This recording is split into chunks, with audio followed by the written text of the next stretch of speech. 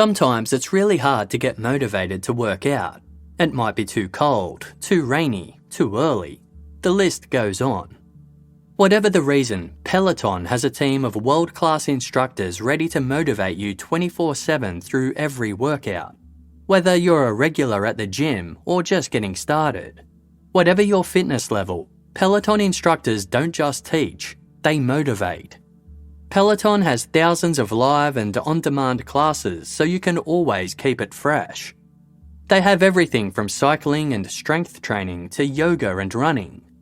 This means you can experiment with new types of movement that you might not feel comfortable doing elsewhere. Try something judgment-free and at a level and pace that feels good for you. The instructors at Peloton know that you're more likely to stick to a workout if you enjoy it, so they make every class fun. It feels like you're hanging out with friends. Right now is the perfect time to try out Peloton. The Peloton Bike Plus is now $500 less, its best price yet, including free delivery and setup. And there are more game-changing prices available on the original Peloton bike and Peloton tread. Visit onepeloton.com to learn more.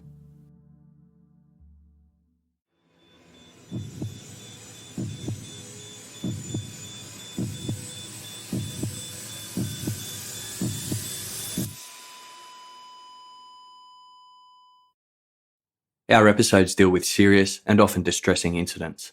If you feel at any time you need support, please contact your local crisis centre. For suggested phone numbers for confidential support, please see the show notes for this episode on your app or on our website.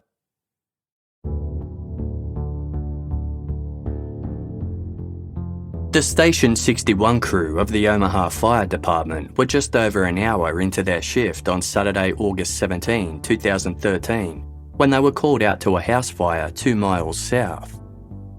Within a matter of seconds, the firefighters had pulled on their safety equipment, raced to their truck, and left the station. They reached the address 5 minutes later, arriving at 8:20 a.m. The split-level home sat on a quiet street with a small front yard. The fire inside was already extinguished, having burnt itself out naturally. Inside, the house was smouldering and the air was thick with smoke. The walls had turned black with soot and its furnishings were charred beyond repair. But there were no embers or flames remaining, and all of the surfaces were cool to the touch. It had been some time since the house was ablaze. As the firefighters conducted a thorough search of the property, they discovered something else. There had been several fatalities. Meanwhile, an email sat unopened in the inbox of 36-year-old Dave Kroupa. It had been sent more than 8 hours earlier at 11:57 p.m. on Friday, August 16. If Dave had clicked on the email, he would have been met with a disturbing claim. "I am not lying. I set that nasty whore's house on fire," the message read. "I hope the whore and her kids die in it."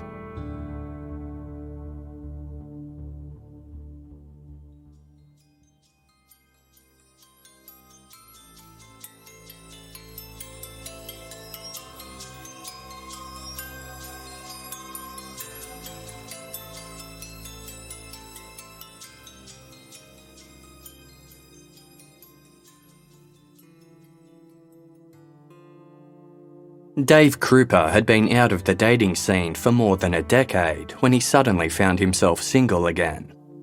After 12 years together, he and Amy Flora, the mother of his 2 children, had decided to split when they realised that they wanted different things. Dave was eager to get out there and start seeing new people, but he wasn't ready for anything serious. He'd spent most of his adult life in a committed relationship, and here was a chance to have a bit of fun. One day in October of 2012, Dave was working behind the counter of the auto repair shop where he was an assistant manager when a woman walked in and immediately caught his eye. She was 37-year-old Cari Farver and had brought in her black Ford Explorer for a minor repair. Dave felt a mutual spark of attraction but was reluctant to do anything about it. Asking a customer out didn't seem professional. A few days later, he was scrolling through profiles on a dating website when Cari's photo suddenly popped up. Now he knew for sure she was single and looking to meet someone. Dave typed a brief message to Cari that read, "Hi, I know you." Then he hit send. Cari sent a polite reply back, and a couple of weeks later she returned to Dave's work to have something else fixed with her car. This time, Dave made his move. The pair exchanged phone numbers and made plans to see each other soon. Dave and Cari's first date was on October 29 at an Applebee's restaurant. They hit it off right away, while both agreeing that they weren't looking for anything committed or serious. They went home together that night, and soon they were spending more and more time together. After a couple of weeks, things were comfortable enough for Dave to make an unconventional offer. Dave lived on his own in an apartment in Omaha, Nebraska. He'd moved to the city to be closer to his children, who lived just across the Iowa state border in his ex-partner's hometown of Council Bluffs. Cari lived in Iowa as well, but her small town of Macedonia was an hour's drive from the IT company in Omaha where she worked as a computer programmer. From Monday, November 12, Cari was required to work late hours on a week-long project, so Dave suggested that she stay with him until she'd met her deadline. That way, she wouldn't have to worry about a long commute to and from work. Cari was happy with this plan and packed her bags to stay with Dave from that Monday on. It was mid-morning on Tuesday, November 13, when Dave heard his phone ding.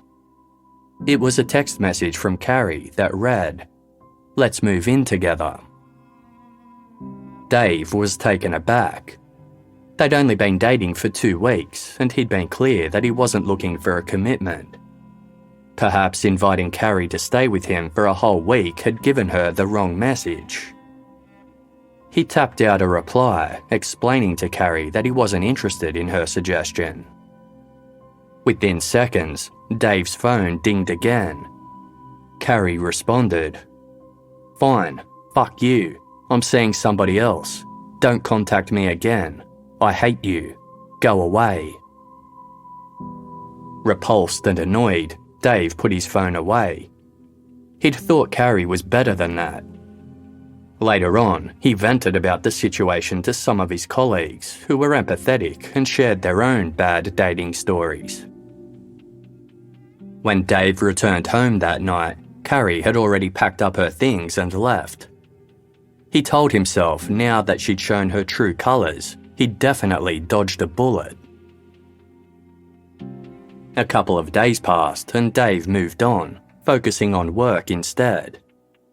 It appeared that Cari had moved on as well. Then, all of a sudden, he was hit by a barrage of angry text messages from her. One after another, they lit up on his phone. Cari told Dave she was furious and started insulting and abusing him. Occasionally, she tried calling, but Dave refused to pick up. Day after day, the abuse continued. Dave struggled to go about his normal life as the constant notifications on his phone interrupted his shifts at work and his social activities afterwards. Dave's email inbox was also flooded with a series of aggressive messages, which seemed to grow increasingly hostile and nonsensical. Some were downright disturbing. One featured the subject line, "Watching."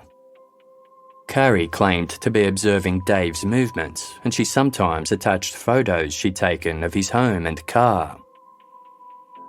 One day, Cari started calling Dave's work and hanging up each time someone answered.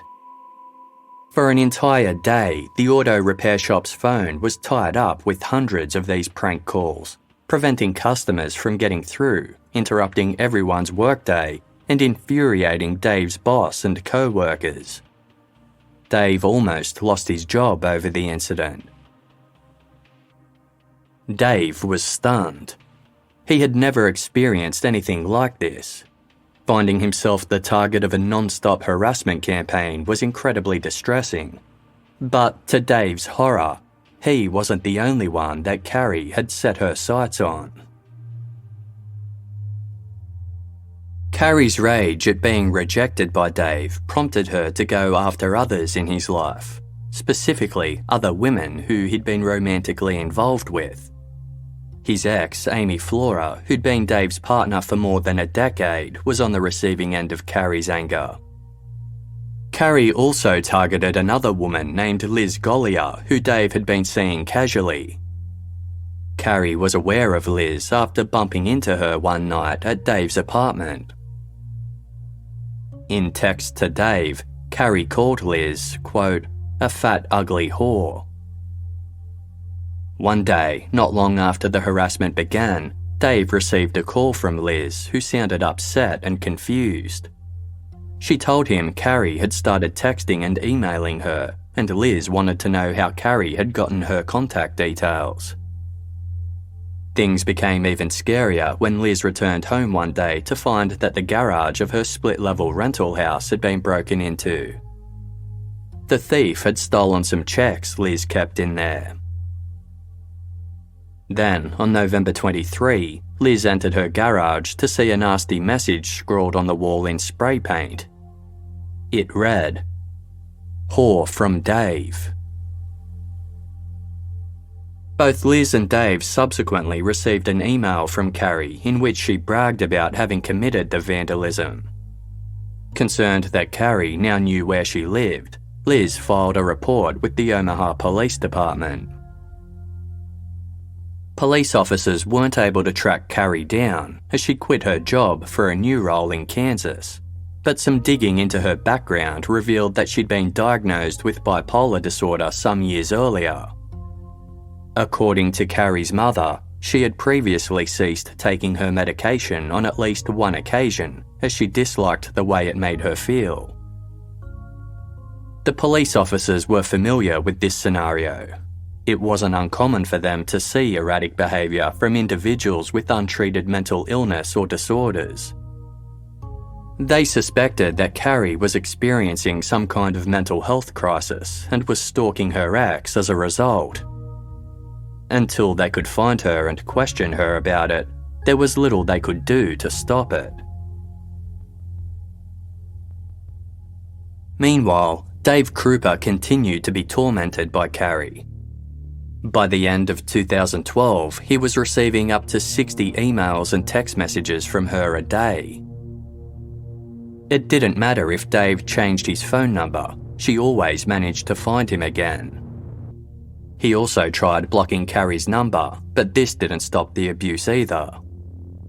More messages simply came through from new, untraceable numbers. Dave saved each one so he could keep track of them all, naming every phone number after Cari. Eventually, he had 18 different Caris saved in his phone. Cari also used a wide variety of email addresses to harass Dave. Some of them featured handles that incorporated Dave's name, such as Kroupa Cari 76 and Dave's Girl Cari. Cari made lots of threats and outrageous claims. She insisted that she was pregnant with Dave's child and that she'd moved into his apartment complex. One evening, Dave was watching television at home when his phone dinged with a notification.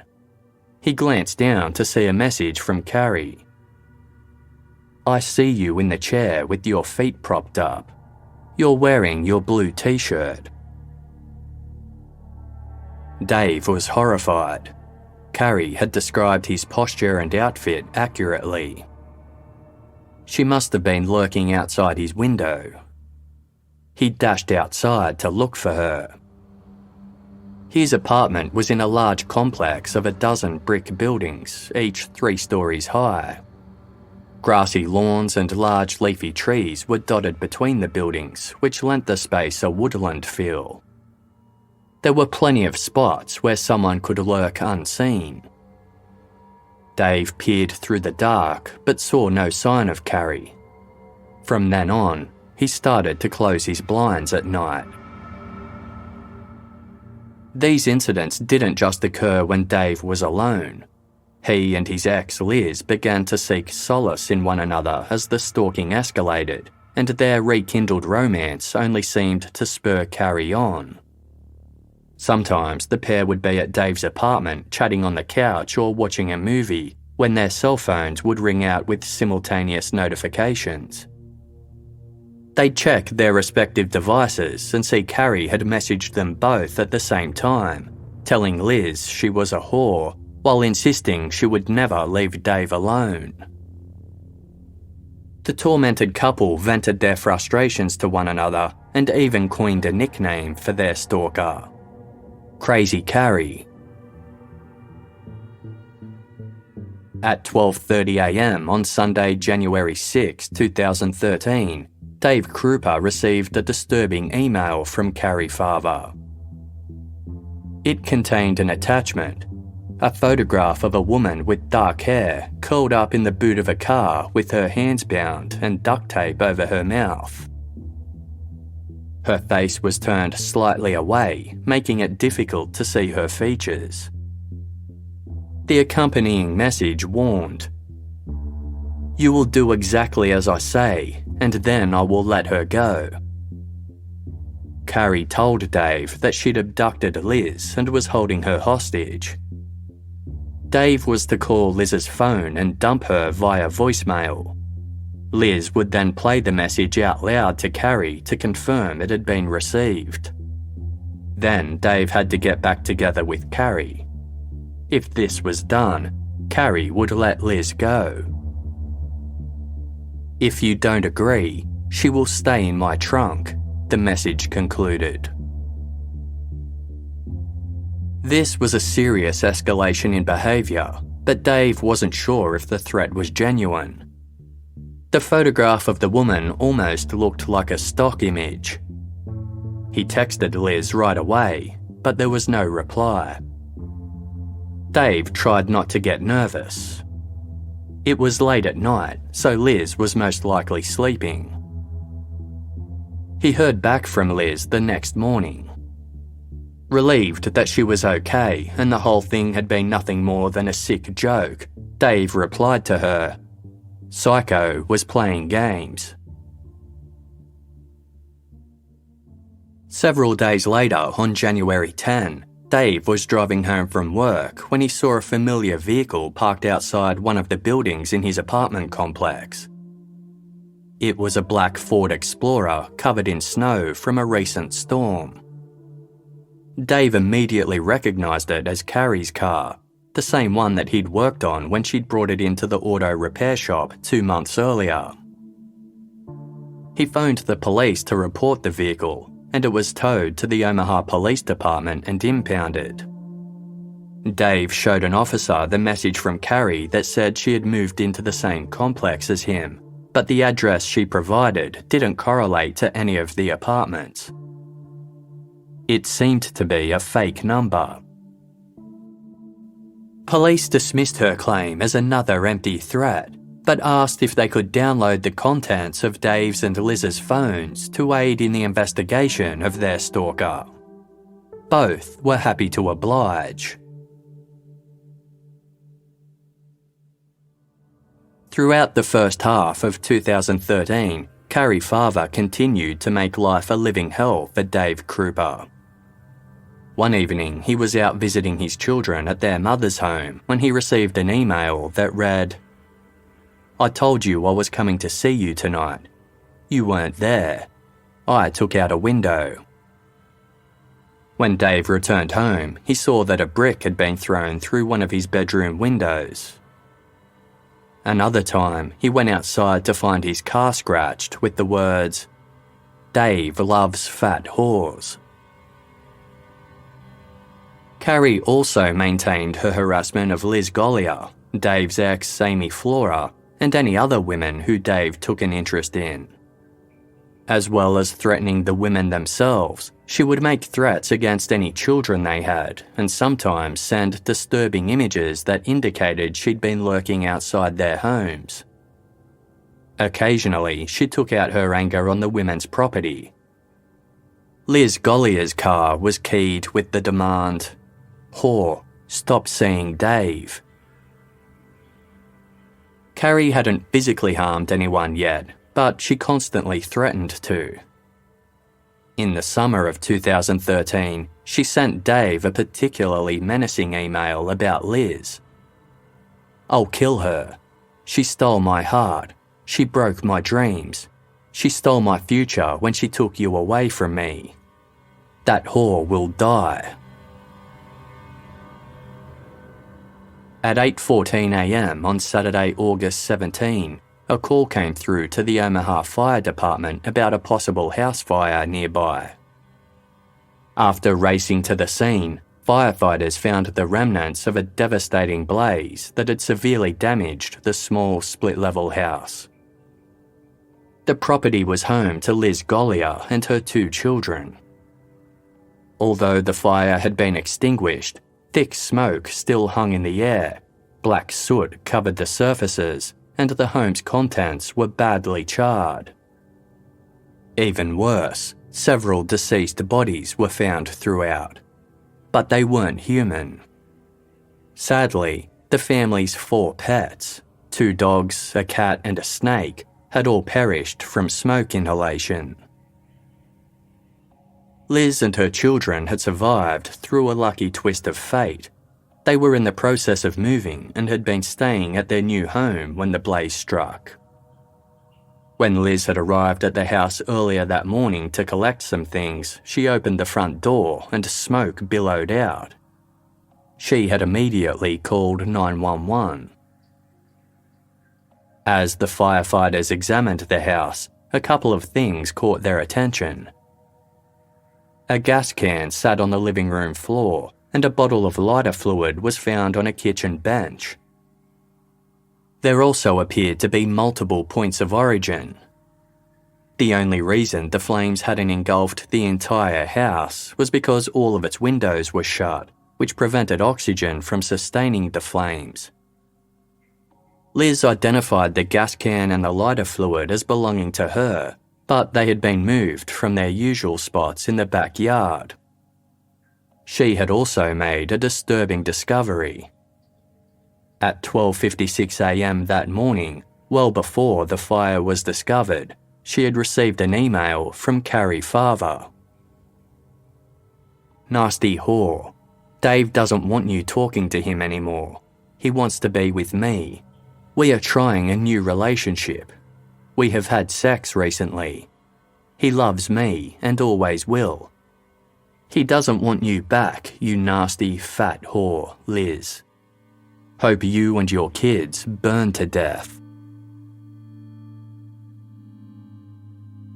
Dave had received a similar email gloating over the fire and the presumed death of Liz and her children.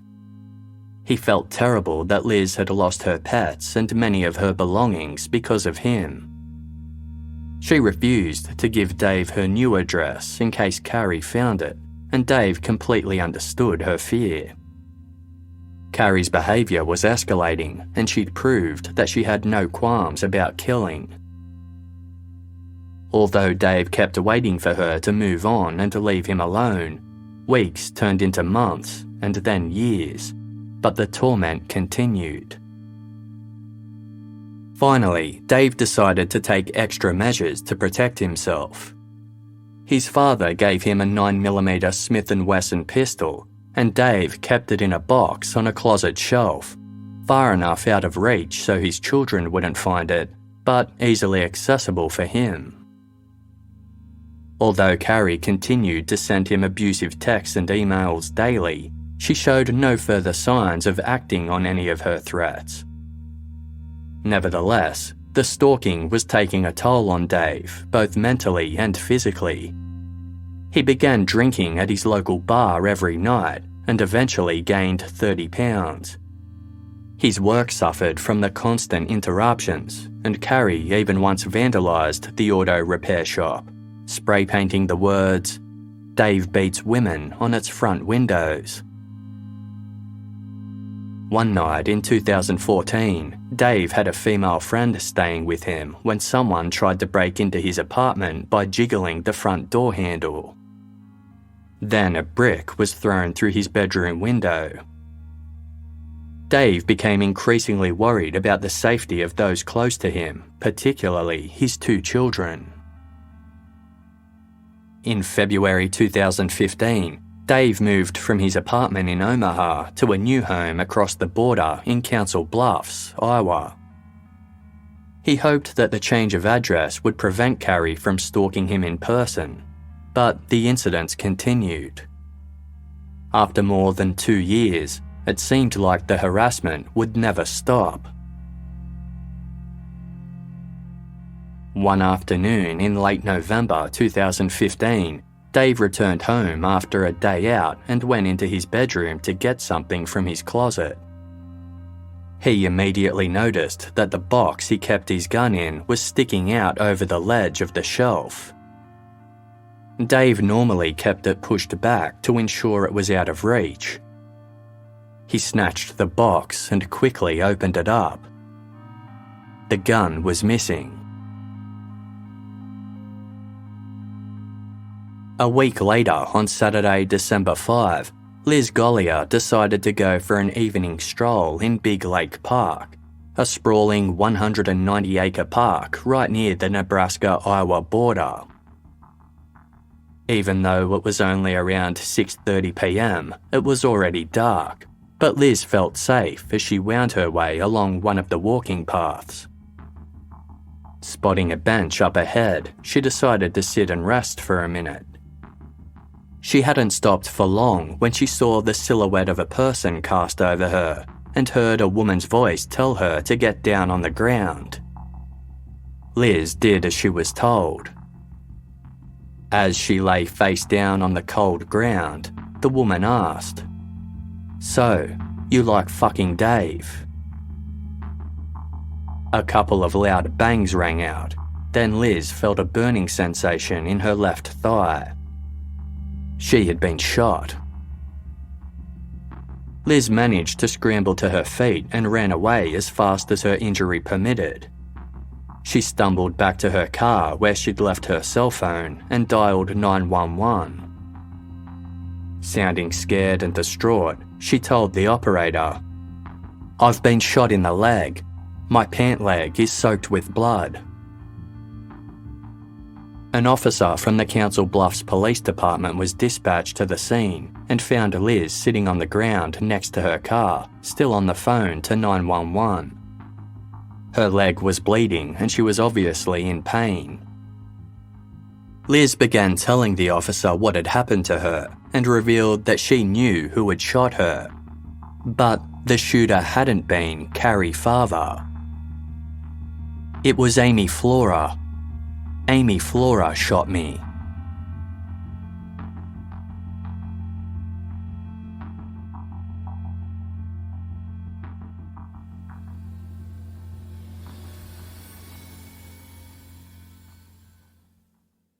Casefile will be back shortly.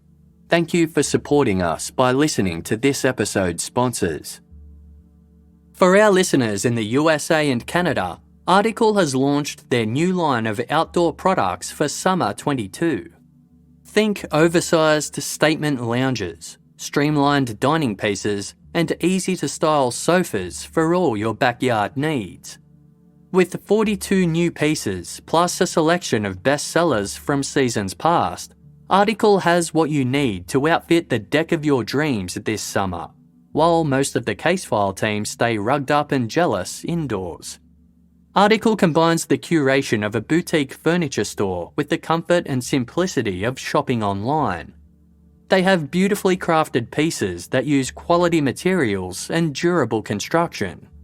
Casefile composer Andrew ordered some rugs and throws from Article to brighten up his home. He loved the quality of the materials and also their eye-catching Scandi design. But the thing Andrew loved most was the great customer care. He was completely looked after from ordering to delivery. Article is offering our listeners $50 off your first purchase of $100 or more. To claim, visit article.com/casefile and the discount will automatically be applied at checkout. That's article.com/casefile to get $50 off your first purchase of $100 or more. You all know that the Casefile team loves the break-in protection that SimpliSafe Home Security gives its clients. But it's not always outside forces that you need SimpliSafe's protection from. Meet Amy, a SimpliSafe customer and a chronic sleepwalker who lives near a 4-lane highway. One night a few months ago, she slept-walked out of her bedroom and then continued right out the front door. That is a dangerous situation. She could have been heading for a big accident.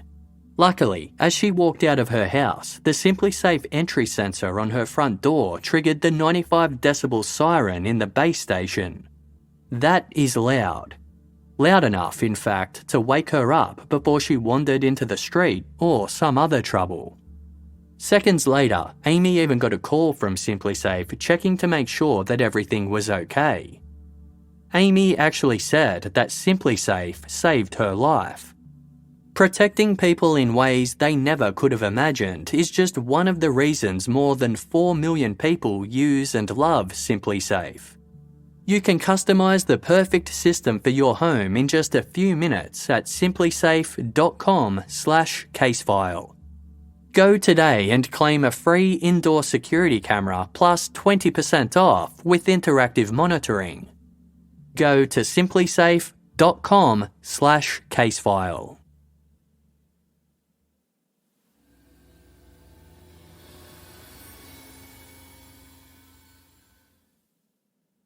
Three years earlier, on Tuesday, November 13, 2012, Nancy Rainey had received a strange text message from her 37-year-old daughter, Cari Farver.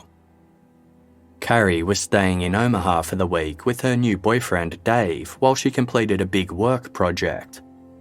Therefore, Nancy was looking after Cari's 14-year-old son, Max. Nancy was expecting Cari back in a few days, but Cari's text said she'd been offered a new job in Kansas and planned to take it. Nancy was baffled. She was very close to her daughter and they spoke on the phone daily. As far as Nancy was aware, Cari loved her job. It seemed odd that she'd abruptly quit. Cari also owned her own house in her hometown of Macedonia, so an interstate move made no sense from that perspective either. Nancy asked Max if he knew anything about a job in Kansas. He said his mother had previously mentioned looking at a position there, which made Nancy feel somewhat reassured, but she was still unsettled.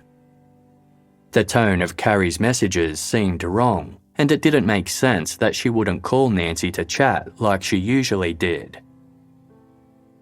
Cari's half-brother was due to get married in several days' time. Nancy figured she would see her daughter then and figure out what was going on. But the wedding came and went with no sign of Cari. Scared that something was seriously wrong, Nancy decided to call the police. The officer who spoke with her didn't seem overly concerned. Cari was a grown woman and was entitled to take some time to herself if she wanted to. Besides, she was still in contact via text messages and social media. On November 21, she announced on her Facebook page, "Moving to Kansas for a great job. We'll miss family and great friends." Nancy mentioned that Cari had always been a happy, vivacious and fun-loving person, but she'd experienced a difficult period roughly a decade earlier and was eventually diagnosed as having bipolar disorder. The officers latched on to Cari's bipolar diagnosis as a likely explanation for her sudden erratic behaviour and wondered if she'd stopped taking her medication. They'd seen similar things happen before. The officers processed the report and Cari was officially listed as a missing person, but the case wasn't a priority. A couple of weeks after Cari vanished, Nancy received a message from her daughter saying that her black Ford Explorer was missing. The vehicle was registered in Nancy's name, so she reported it stolen. About a month later, the Explorer was discovered by Dave Kroupa in the parking lot of his apartment complex. After towing the car, police searched inside and found it was clean except for a stain from a spilt drink on one of the seats. There were few personal belongings inside and no driver's manual or registration in the glove compartment. Tucked into one of the drink holders was an empty mint container. Once the vehicle was processed, it was returned to Nancy. Those close to Cari were growing increasingly concerned. As well as missing her brother's wedding, she hadn't shown up at any of her son's sporting events. This was completely out of character, as she always made sure to support Max in his extracurricular activities. Cari's father, Danny, had also been sick with cancer for a long time, and she regularly visited him in hospital. However, the visits stopped, and when Danny died a month after Cari disappeared, she didn't show up for his funeral. Yet, the text messages kept coming. Cari had always been meticulous with her spelling and grammar, but now she was sending garbled texts riddled with spelling, punctuation, and grammar mistakes. Shortly after Cari vanished, she messaged Nancy explaining that she'd sold her bedroom furniture online. She asked if Nancy could let the buyer into her house to collect it. As proof of the purchase, Cari sent a photo of a check made out to her for $5,000. Nancy was dubious. Cari's bedroom dresser was an antique that had belonged to her great-grandmother. It seemed impossible that Cari would want to part with it. Nancy tapped out a reply. "I need to hear your voice first, so I know it's really you." An aggressive response from Cari's number soon came through, accusing Nancy of being controlling and a bad mother. A couple of months later, Nancy was scrolling through Facebook when she came across a new profile under the name Cari Farver.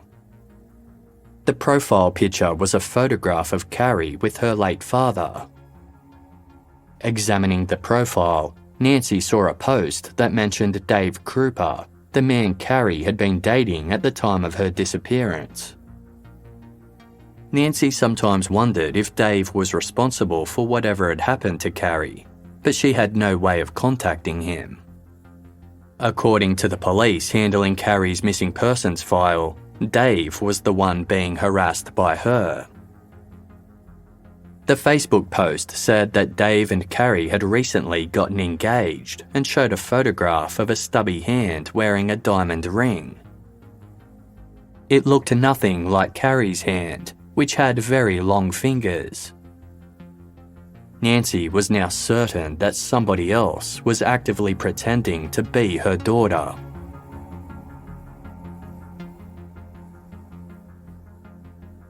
Cari's son agreed. Like Nancy, he couldn't believe Cari would ever abandon him, let alone take off without any proper explanation. One day, Max received a message from the new Facebook account using his mother's name. He opened it and read the words, "Hey little man, how are you?" His mother had never called him little man before, and Max was unsettled by the message. He didn't reply, but then, a couple of weeks later, he had an idea. He went onto Facebook and typed a response. "What was the name of our first boxer? Who was my best friend when I was growing up?" These were questions only his mother could answer. Max waited and waited, but a reply never arrived. Cari's family was certain she had fallen victim to foul play, but had no way of proving it, and investigators seemed unwilling to listen. One night, her mother Nancy had an incredibly vivid dream in which Cari's father Denny appeared before her. As he looked into Nancy's eyes, he said in a soft voice, "Nancy, she's with me." The dream felt so real that Nancy immediately woke up. She was comforted by the thought that Cari was safe in the care of her beloved father, while also struck with grief at the certain knowledge that her daughter was dead. When Liz Gollier was shot in Big Lake Park in December of 2015, more than 3 years had passed since Nancy first reported Cari as missing. During those 3 years, Liz had received thousands of abusive emails and text messages from someone using Cari's identity. Her home had been vandalised, then burnt down with her 4 pets inside, and now she had been shot in the leg while out on a walk. As she told the police, it didn't make sense that Cari would develop such an obsession with her, given that Cari had only dated Dave Kroupa for 2 weeks. Liz had theorised that Dave's ex, Amy Flora, had been behind the harassment all along. Amy had recently started sending Liz some nasty messages via Facebook, prompting Liz to wonder if Amy had been framing Cari for stalking. As the mother of Dave's 2 children, Amy had far more reason to be possessive of him than Cari did. Liz and Dave were no longer seeing each other at this point, but that didn't seem to matter to Amy. Liz also knew that Amy had a spare key to Dave's apartment, and his gun had recently disappeared from there. Detectives were intrigued by Liz's theory. They hadn't been able to track down Liz's shooter, despite dispatching a helicopter team and search party to scour the park. However, they had recently found some unidentified human remains and were starting to wonder if perhaps they belonged to Cari Farver. As detailed by author Leslie Rule in her book A Tangled Web, one of the detectives told Liz, "I'm thinking if Amy was bold enough to go and shoot you, she could have easily been bold enough to have done something to Cari."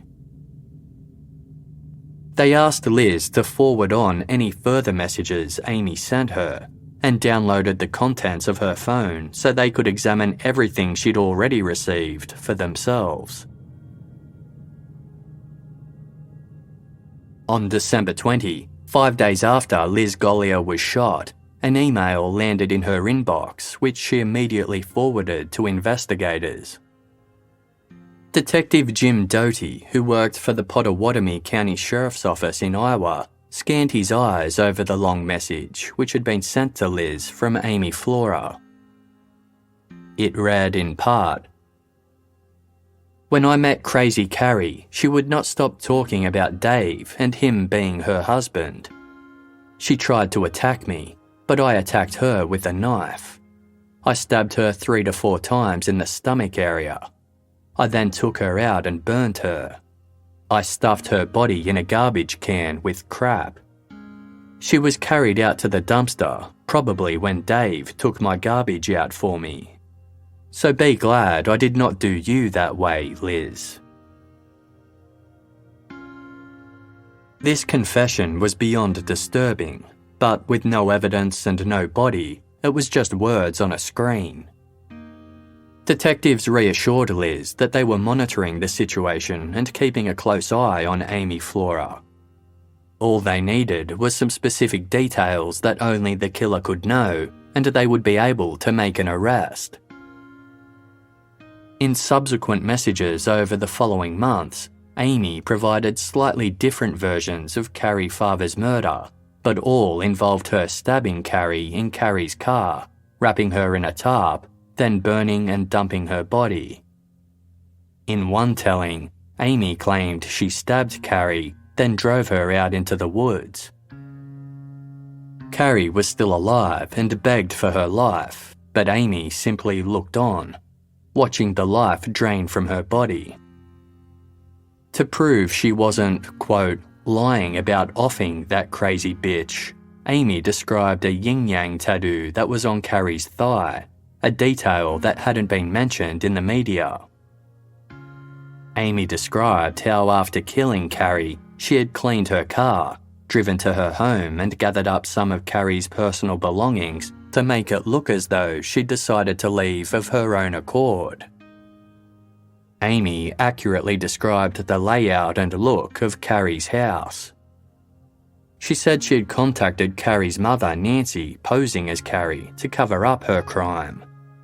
She also parked Cari's car at Dave Kroupa's apartment complex so it would look like she was stalking him. When the police had initially searched Cari Farver's car, they had no idea it was a possible crime scene and had only processed it as a stolen vehicle. However, the original search had uncovered one clue. The vehicle was exceptionally clean with no fingerprints anywhere, except for one recovered from an empty mint container in one of the car's cup holders. This fingerprint hadn't belonged to Cari Farver or anyone in the police database. On February 18, 2016, detectives obtained the vehicle from its new owner and conducted a second search. Amy claimed she'd stabbed Cari while she was seated in her car, so the detectives removed the fabric upholstery from the driver's seat and sprayed it with luminol, looking for any sign of blood. There was nothing there. On the front passenger seat was a faint red stain. During the original search, this had been determined to be the result of a spilled drink. Tearing off the seat cover to expose the foam beneath, the detectives realised the red stain was roughly the size of an adult hand, with several smaller spots surrounding it. This time, the luminol reacted. DNA testing confirmed that the blood belonged to Cari Farver. A week later, on February 25, 2016, detectives were ready to make an arrest.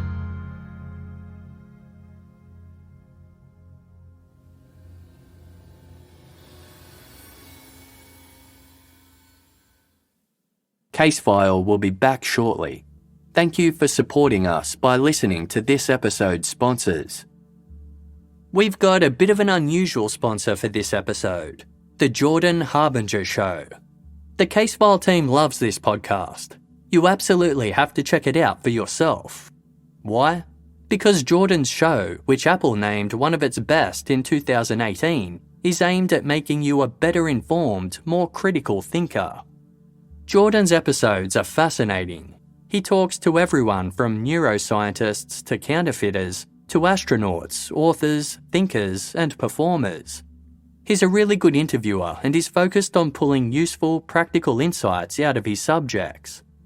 All of the Jordan Harbinger Show episodes are great, but here's a few recent episodes that the Casefile team recommends. There's episode 655 with David Eagleman, a neuroscientist who discusses how our brains construct reality. It's a really interesting listen. Another great episode related to the brain is episode 661 with Dr. Rachel Zoffness, who talks all about managing pain and how the pain dial in your brain works. We really enjoy this show and we think you will as well. There's a lot to like. Check out jordanharbinger.com/start for some episode recommendations, or search for The Jordan Harbinger Show, that's HARBINGER,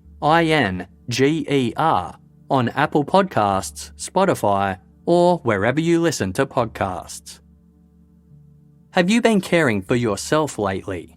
Whether it's taking longer baths, going on evening strolls, or indulging in midday naps, pair your self-care ritual with Calm and take your wellness to the next level.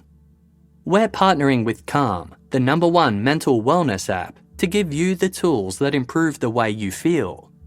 Reduce stress and anxiety through guided meditations, improve focus with curated music tracks, and rest and recharge with Calm's imaginative sleep stories for children and adults. There's even new daily movement sessions designed to relax your body and uplift your mind, something we could all use a bit of at the moment. Over 100 million people around the world use Calm to take care of their minds, and Calm is ready to help you stress less, sleep more, and live a happier, healthier life. For listeners of the show, Calm is offering an exclusive offer of 40% off a Calm premium subscription at calm.com/casefileuk. Go to calm.com/casefileuk for 40% off unlimited access to Calm's entire library. That's calm.com/casefileuk. Thank you for listening to this episode's ads. By supporting our sponsors, you support Casefile to continue to deliver quality content.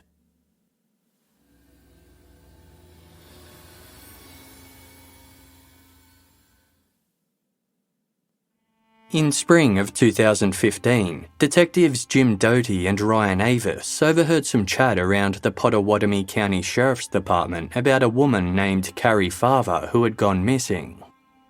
Intrigued by what they heard, they requested the case be reassigned to them. So far, Cari's disappearance had been treated as an adult leaving of her own accord.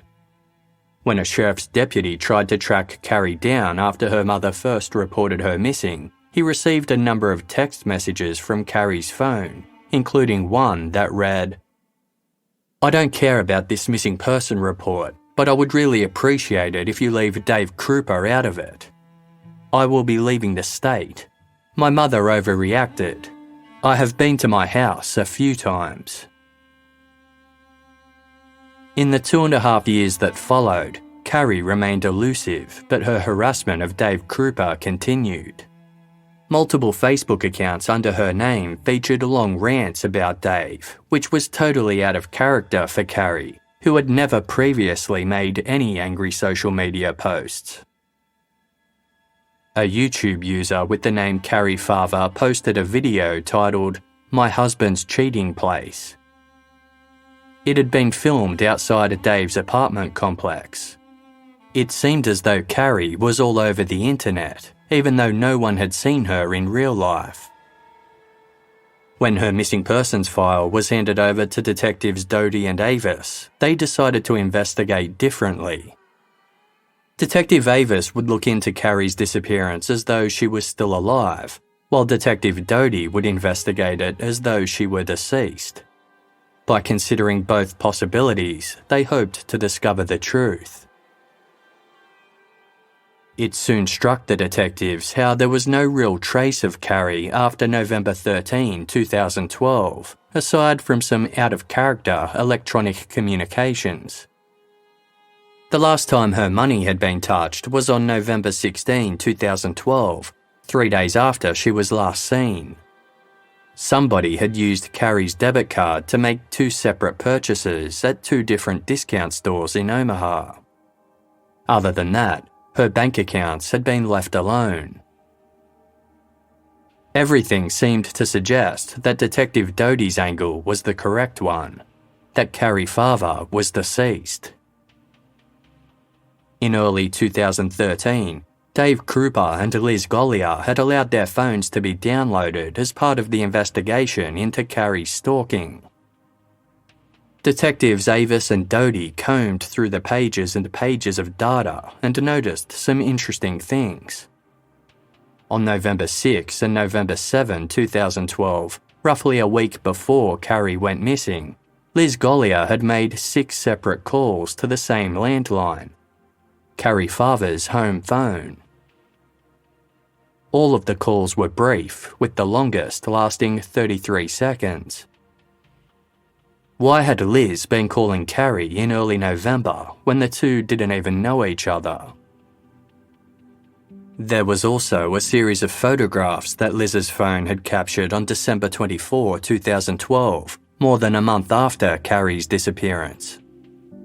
They showed Cari's black Ford Explorer and were taken weeks before Dave Kroupa reported finding it parked near his apartment. The police had prints on file for Liz, whose full name was Shanna Elizabeth Gollier. When Detective Doty compared these to the one recovered from the mint container in Cari's car, he found it was a perfect match.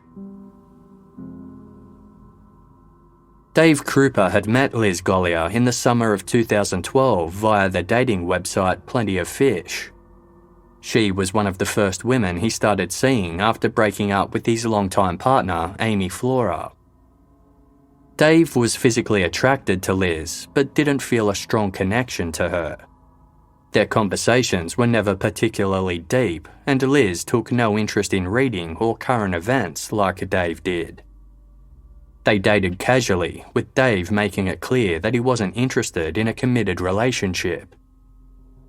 At the same time, he kept seeing other women. Liz frequently pressured Dave for something more exclusive, but he wouldn't change his mind. A few months later, in October, when Dave met Cari Farver at his work, their connection was instant. As well as finding Cari extremely pretty, Dave was blown away by how incredibly intelligent, kind, and fun she was.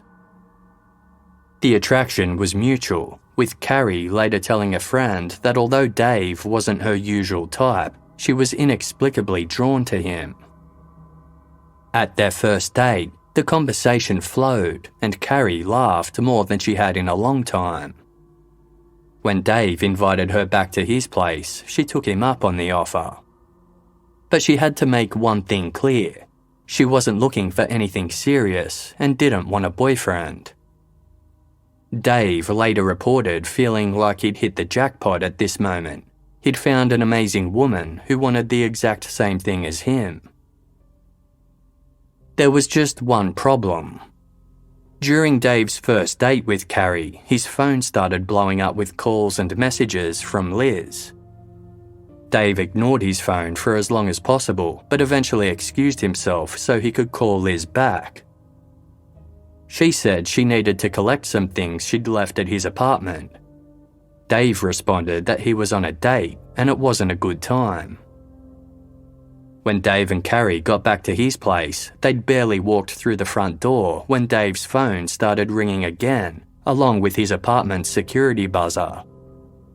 Liz had shown up in person, determined to pick up her belongings. Dave explained the situation to Cari, who laughed it off and said she'd leave so he could sort everything out. She briefly passed Liz as she exited the apartment, but gave no indication she was bothered by Liz's presence. Liz rushed into Dave's home, upset and eager to speak with him. However, Dave was irritated by the interruption and asked her to leave as soon as she'd gathered up her possessions. Once Liz was out of the apartment, Dave called Cari and she invited him over to her place. That was the beginning of their 2-week relationship.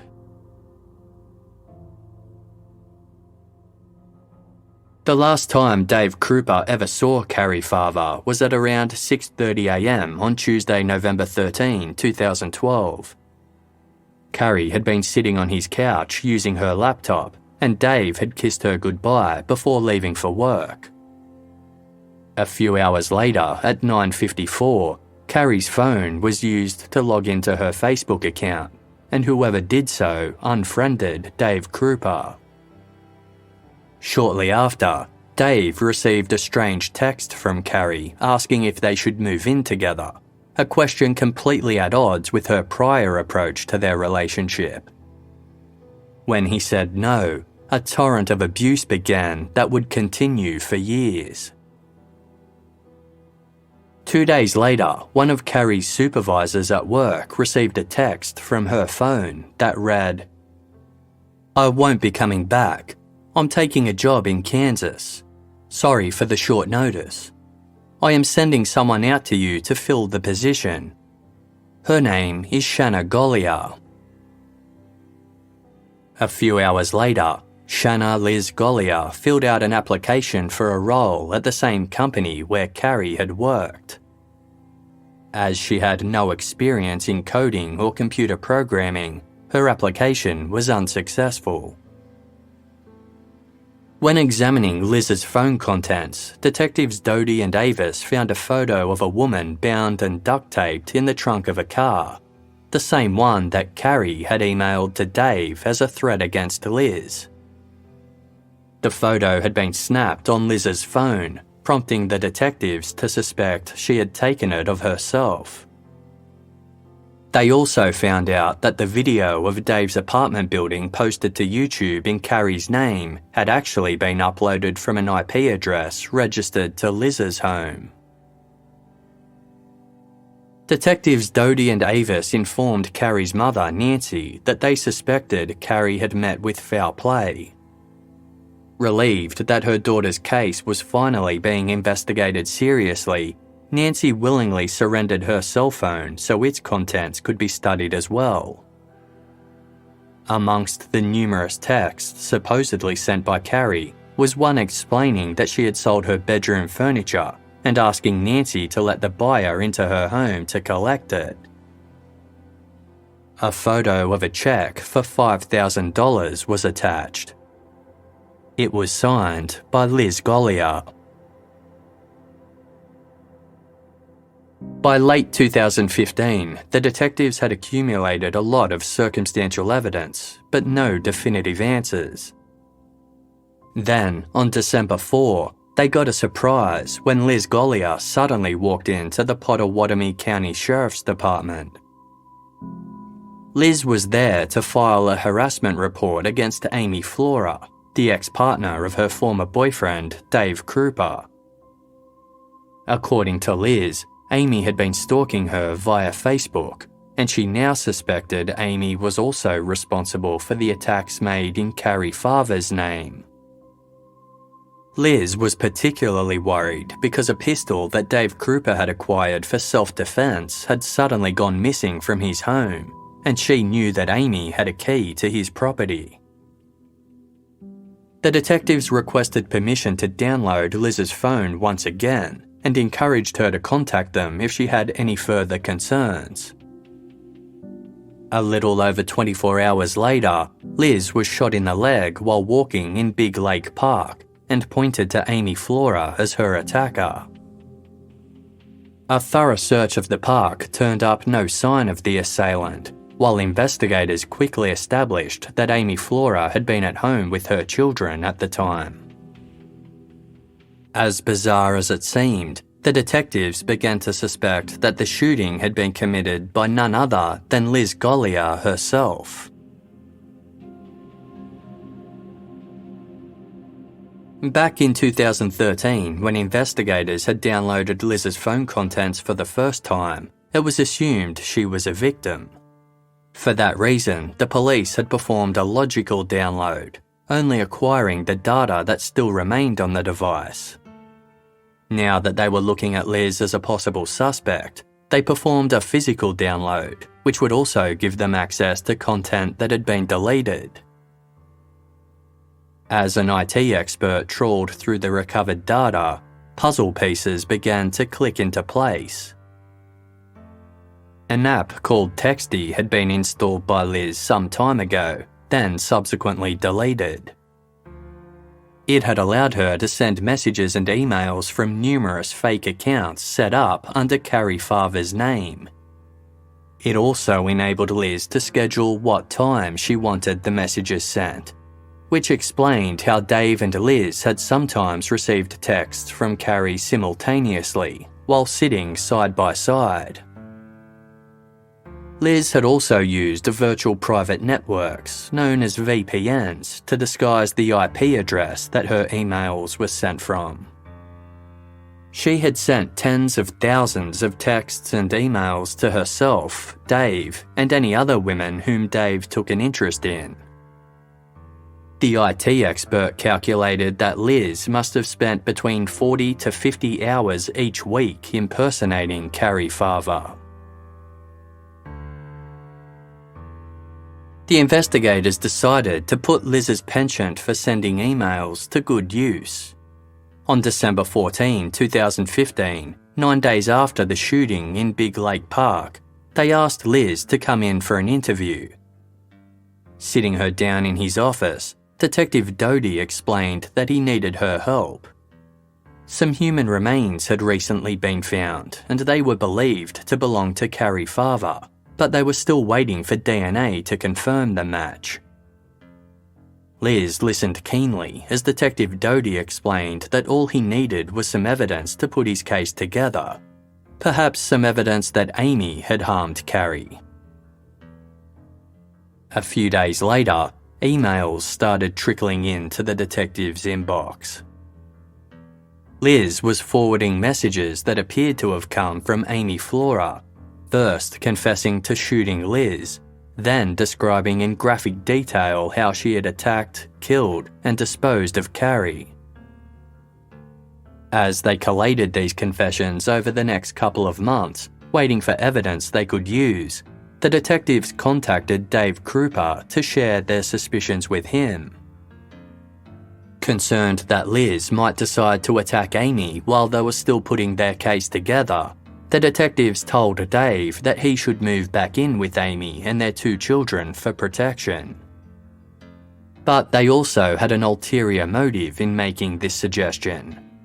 They hoped that seeing Dave with Amy would push Liz to breaking point.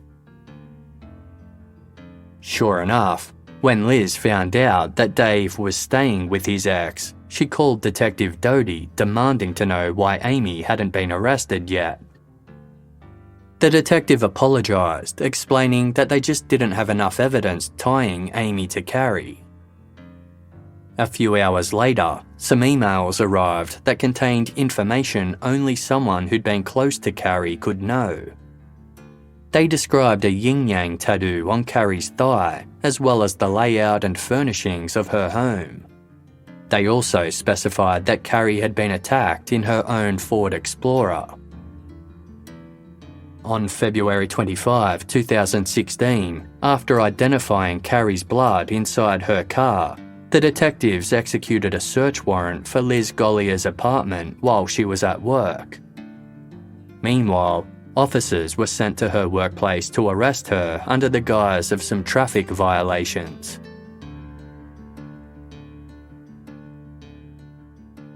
Because it seemed that Cari had been attacked at Dave Kroupa's home in Nebraska, not Potawatomi County in Iowa, where she was reported missing, a detective from the Omaha Police Department was brought in to interview Liz. She denied any knowledge of Cari's whereabouts or involvement in her disappearance and promptly hired a lawyer. At Liz's apartment, police found a black and white shower curtain with a distinctive floral pattern. It matched one that had been bought at a discount store using Cari Farver's debit card several days after she was last seen. They also found a digital camera and a red Sony camcorder that had gone missing from Cari's home. On the camera was a brief clip that had been filmed on Sunday, November 11, 2012, 2 days before Cari went missing. The footage showed Cari filming herself in her house and saying, "So, Thursday night. Apparently somebody here in the whopping metropolis of Macedonia, Iowa, decided Max's Explorer was not the right colour." Cari then took the camera outside and aimed it at her black Ford Explorer, which she was planning on giving to her son, Max. Someone had vandalised the bonnet with white spray paint. Detectives suspected that Liz Gollier was responsible for the attack. That wasn't the only evidence that she'd been stalking Cari in the days before her disappearance. As well as the phone records revealing Liz had called Cari's home number, 2 fake Facebook accounts had attempted to add Cari as a friend right before she went missing. Both claimed to be from Macedonia, the same town as Cari, but misspelt the town's name in the same distinctive way. Despite the fact that Liz Gollier was obsessed with being the only woman in Dave Kroupa's life, detectives discovered that she hadn't even been single when they met. In 2010, Liz started dating a man named Eric, not his real name. Eric was under the impression that the two were exclusive and was a supportive partner to Liz. He helped her out financially, assisted with looking after her 2 children, and invited them all to move in with him when Liz was evicted from her house in 2013. When Liz's home burnt down in August of that year, it coincided with a period when she and Dave Kroupa weren't seeing each other. Every time Dave's attention drifted from Liz, an increase in Cari's stalking activity or an attack against Liz would follow. She and the children were already living with Eric when her house was set on fire. Nothing of value was lost in the blaze, with the exception of Liz's 4 pets, which included 2 small dogs that Eric had paid for. A couple of months after Cari Farver disappeared, Eric had started receiving text messages and emails from someone named Cari, who claimed to know Liz. When he asked Liz about the matter, she confirmed that Cari was her friend. Eric eventually grew tired of Liz, who was cruel and made fun of him behind his back. He ended their relationship and she moved out of his house at the end of 2015, around the same time that she was shot. While Liz was living under Eric's roof, she used his Wi-Fi and some of his electronic devices. As it happened, Eric was employed by Pottawatomie County's IT department and reported to the same expert who had investigated Liz's phone data. This meant his computer system was linked to the county's network and law enforcement could access long-term records of his household's internet activity. Detectives were able to strengthen their case against Liz by tracing exactly what she had done online while connected to Eric's Wi-Fi. Liz Gollier was charged with first-degree murder on Tuesday, December 27, 2016. Another charge of second-degree arson was added for the crime of burning down her own home. Her lawyer publicly defended Liz in the press, explaining that without Cari Farver's body, investigators really had no proof that she wasn't still alive somewhere. Investigators had repeatedly asked Dave Kroupa if he had any additional electronic devices that they could look at for evidence, but he couldn't think of any. Then, in early 2017, he suddenly remembered that he had a tablet computer stashed away in storage which Liz had sometimes used while the two were dating. Dave retrieved the tablet, and police found a micro SD memory card inside, which had also been used in Liz's cell phone. The card had been wiped, but through meticulous work, the department's IT expert was able to recover thousands of deleted photographs that had once been stored there. He scrolled through photo after photo of Liz. Among the selfies and pictures of her children, he reached some images that were completely different in tone. Several showed a blue and grey tarp spread out over an unseen object. Another showed what looked like skin with a yin-yang symbol on it. Then there was a picture of some Chinese characters inked onto what looked like reddish-coloured flesh. A forensic expert confirmed that the photograph was of a human foot in the process of decomposition. When investigators checked with Cari Farver's mother, she told them that Cari had the Chinese word for mother tattooed on her left foot. It was a perfect match to the characters shown in the photo. Detectives later told the ABC television program 2020 how disturbing they'd found the image. To them, it seemed like a trophy. It was also the crucial piece of evidence that they needed to prove their case. When the defense found out about the evidence, Liz Gollier waived her right to a jury trial, instead opting for a bench trial in which a judge would decide her fate. Her lawyer presented no evidence, and Liz Gollier did not testify. Meanwhile, the prosecution's case was extensive, relying on numerous witnesses and mountains of evidence, much of it relating to Liz's online activities. On Wednesday, May 24, 2017, Shanna Elizabeth Gollier was found guilty on both counts. She was sentenced to life imprisonment for Cari's murder and 18 to 20 years for the arson, with the sentences to run consecutively. While Cari's loved ones celebrated upon hearing the verdict, Liz Gollier turned red and closed her eyes as she was escorted from the courtroom. In 2020, author Leslie Rule, the daughter of famed true crime writer Anne Rule, published a book about the case titled A Tangled Web. In researching Liz Gollier's background and early life, Rule made some troubling discoveries.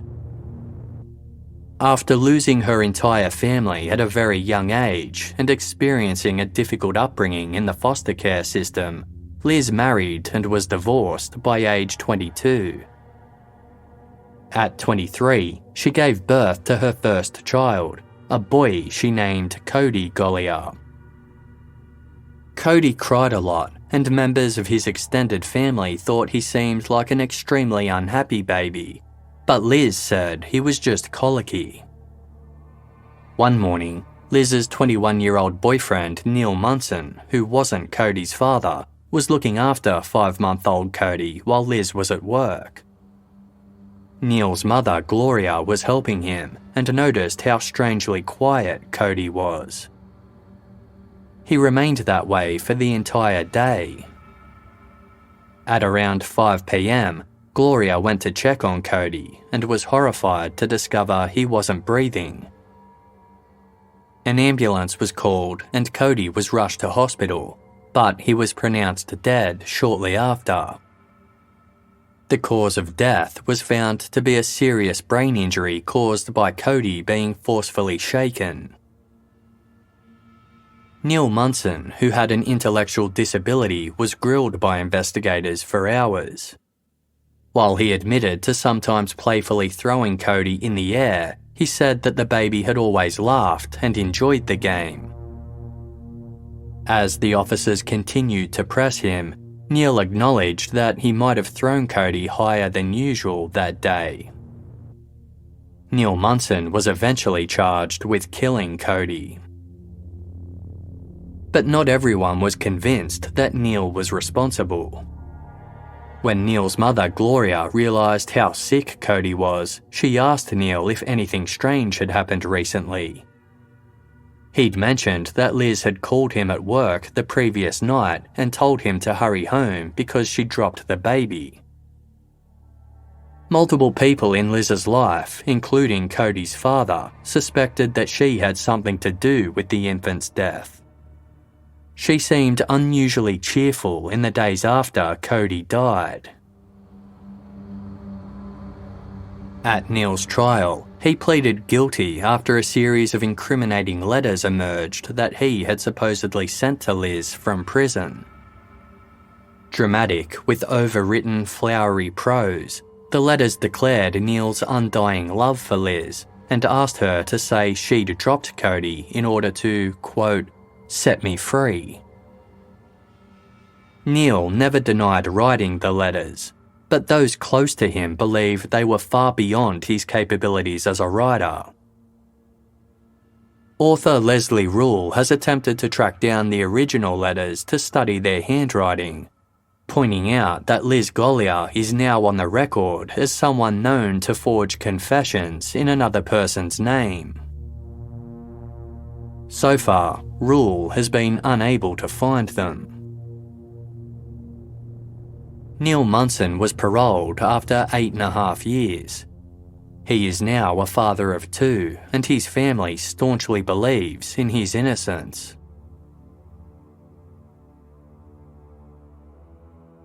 For years, Dave Kroupa believed he was being stalked by Cari Farver, a woman who he'd felt connected to from the moment they met. His initial affection for Cari had turned to hatred before he finally learnt the truth. Upon realising Liz was behind it all, some things finally started to make sense. Dave recalled one evening he'd returned home late from a local bar and spotted Liz in the dark, army crawling on the ground away from his apartment. He called out to her, but she ignored him as she slithered away into the night.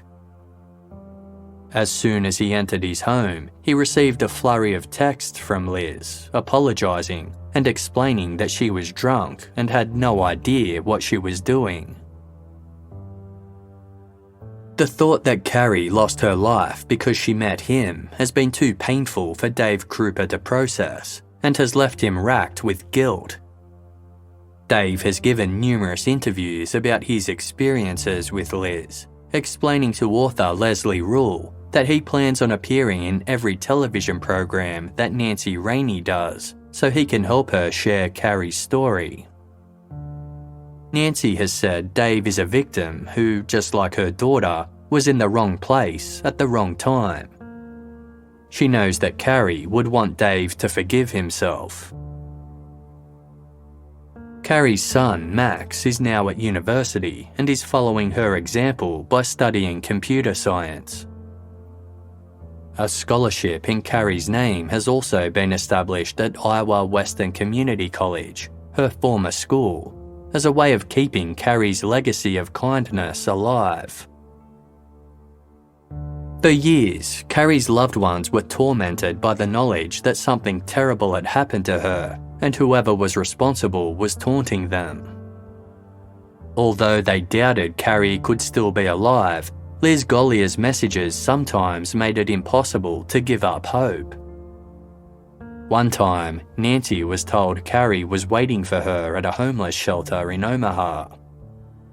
Nancy had rushed to the shelter, overjoyed at the thought of seeing her daughter again, but when she arrived, she was told no one there had seen Cari. In an interview with the Omaha World Herald newspaper, Nancy shared Cari's hopes for how her life would be celebrated after her passing. She wanted to be cremated and thrown to the wind. Unfortunately, Nancy may never be able to do this for her daughter. While pretending to be Amy, Liz Gollier claimed she burned Cari's remains, then threw them in the garbage. If this is true, it would be impossible for authorities to recover them. Although Nancy was upset that she couldn't fulfill Cari's wish, she was thinking of holding a celebration in her honour, stating, "She would have wanted a party and a big gathering. She loved life. I just wish she could have had more of it."